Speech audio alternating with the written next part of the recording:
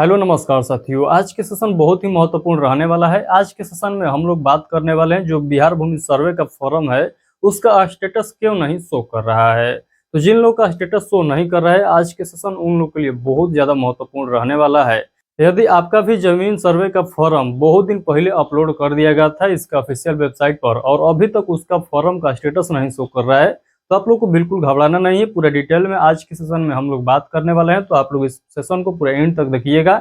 जो भी आप लोग के मन में डाउट है सर्वे के साइट से रिलेटेड और इसका स्टेटस से रिलेटेड सभी डाउट आज के सेशन में क्लियर हो जाएगा। तो चलिए हम लोग इस सेशन को स्टार्ट करते हैं। सेशन को स्टार्ट करने से पहले यदि आप लोग इस चैनल पर पहली बार आए हैं और चाहते हैं कि बिहार भूमि सर्वे के संबंध में कोई भी सरकार के द्वारा अपडेट आता है या इसके साइट के द्वारा कोई भी अपडेट लाया जाता है तो उसका जानकारी आपके पास समय समय तक पहुंचता रहे, तो आप लोग हमारे इस चैनल को सब्सक्राइब सभी लोग जरूर कर लीजिएगा।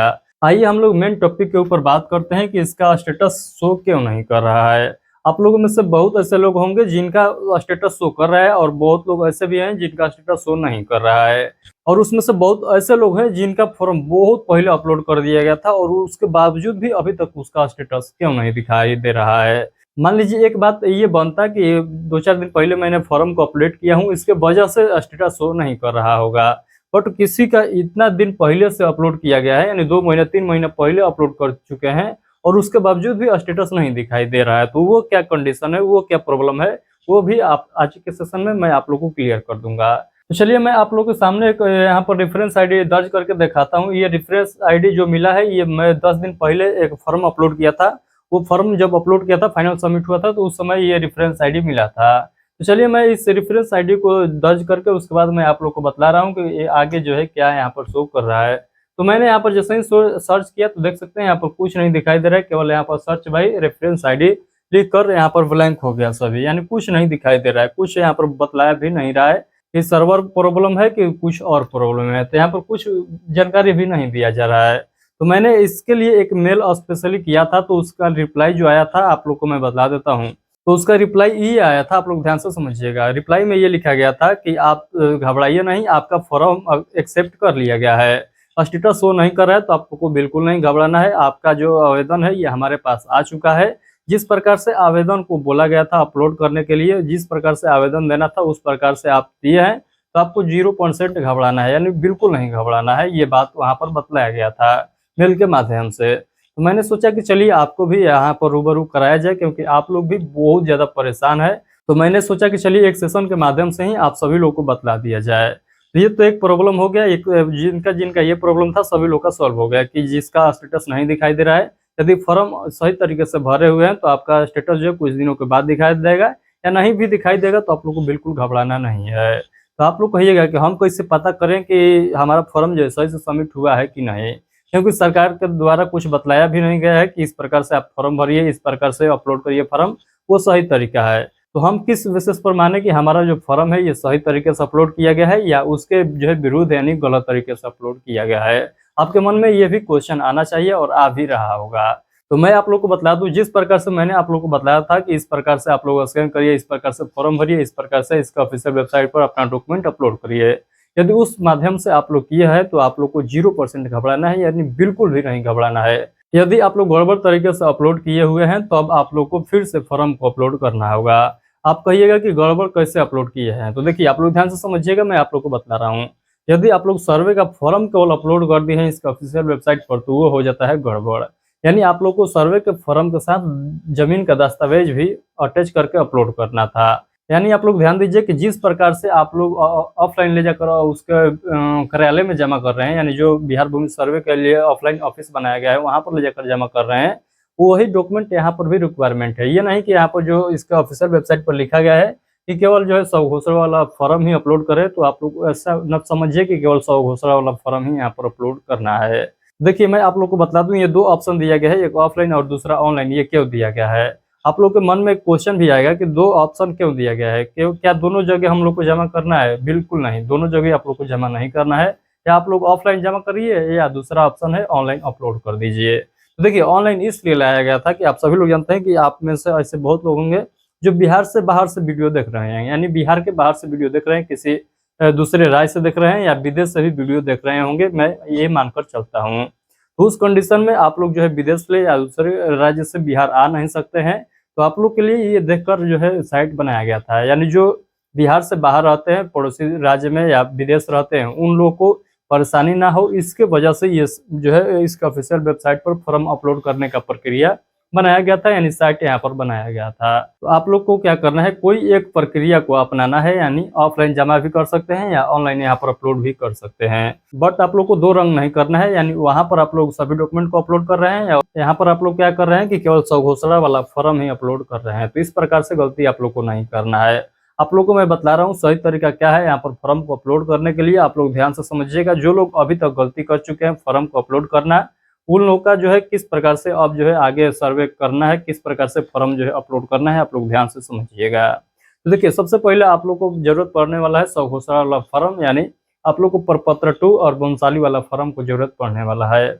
आप लोग के मन में कन्फ्यूजन ये भी बना हुआ है कि कौन लोग फॉर्म प्रपत्र 2 भरेंगे और कौन वंशाली वाले फॉर्म भरेंगे। तो आप लोग ध्यान से समझिएगा। जिनका जमीन दादा या पूर्वजों के नाम पर जिनका जमीन है, आप लोग सिंपल भाषा में समझिएगा, जिनका जमीन खतियानी है, यानी आपके जो है पूर्वजों के नाम पर जमीन है, उनके नाम से अपने नाम पर सर्वे कराना चाहते हैं तो आप लोग को प्रपत्र 2 तो भरना ही है, साथ में वंशाली वाला फॉर्म भी आप लोग को फिलअप करना होगा।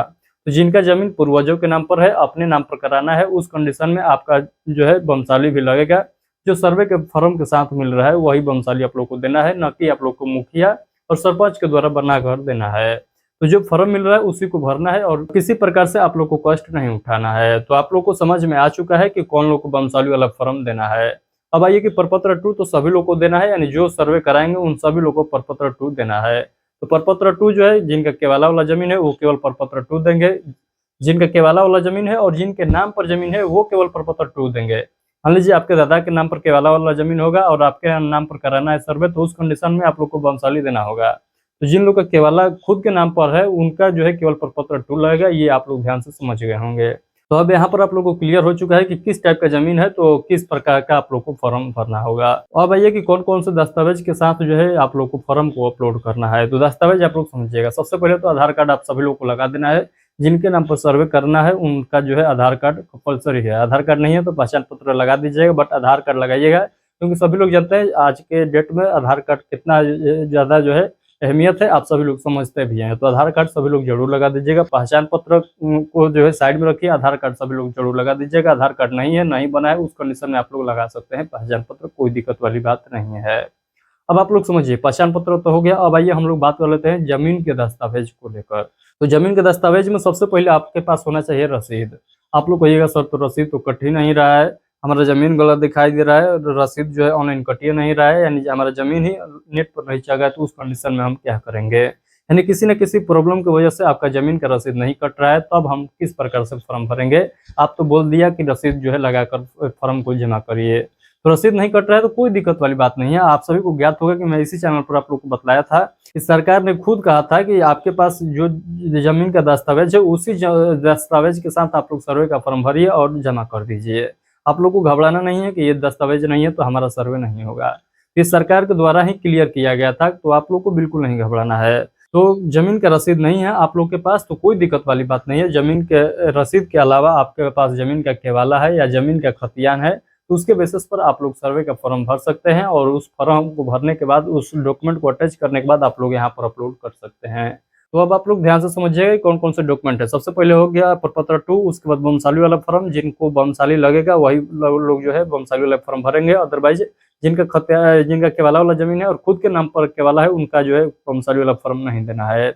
उसके बाद आप लोग को आधार कार्ड लगा देना है। जमीन का रसीद कट रहा है तो रसीद लगा दीजिएगा। उसके बाद जमीन का केवाला है, खतियान है तो खतियान है, उसका जीरोक्स लगाकर ये 5 डॉक्यूमेंट के साथ आप लोग क्या करिए, यहाँ पर अपलोड कर दिए होंगे तो अब जो है आपका फॉर्म सही तरीके से अपलोड किया गया है।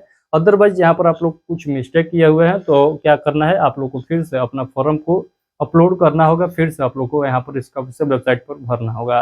अदरवाइज आप लोग यहाँ पर फॉर्म को जो है अपलोड करने के बाद उसको ऑफलाइन जमा कर दिए हैं, तब आप लोग को दोबारा फॉर्म नहीं जो है फिलअप करना है, क्योंकि आप लोग ऑफलाइन जमा कर दिए हैं, कोई दिक्कत वाली बात नहीं है। तो आई होप कि आज के सेशन में जो भी आप लोग के मन में डाउट था सभी डाउट क्लियर हो गया होगा। थोड़ा बहुत भी आज के सेशन से रिलेटेड आप लोग के मन में डाउट रह जाता है तो आप लोग इस वीडियो के कमेंट बॉक्स के माध्यम से हमसे पूछ सकते हैं, मैं उसका रिप्लाई जरूर दूंगा। चलिए अभी के लिए इतना ही, मिलते हैं आगे के सेशन में। आज का सेशन कैसा रहा है एक प्यारा सा कमेंट करके जरूर बताइएगा। और अपने साथी के पास शेयर जरूर कर दीजिएगा इस वीडियो को, क्योंकि ऐसे बहुत लोग हैं जिनका ये प्रॉब्लम चल रहा है। तो उन सभी लोगों के पास ये वीडियो को जो है पहुंचा दीजिएगा, शेयर करके आप लोग सभी लोग पहुंचा दीजिएगा। चलिए बहुत बहुत धन्यवाद, मिलते हैं आगे के सेशन में, तब तक के लिए आप सभी को take care, thank you, bye bye.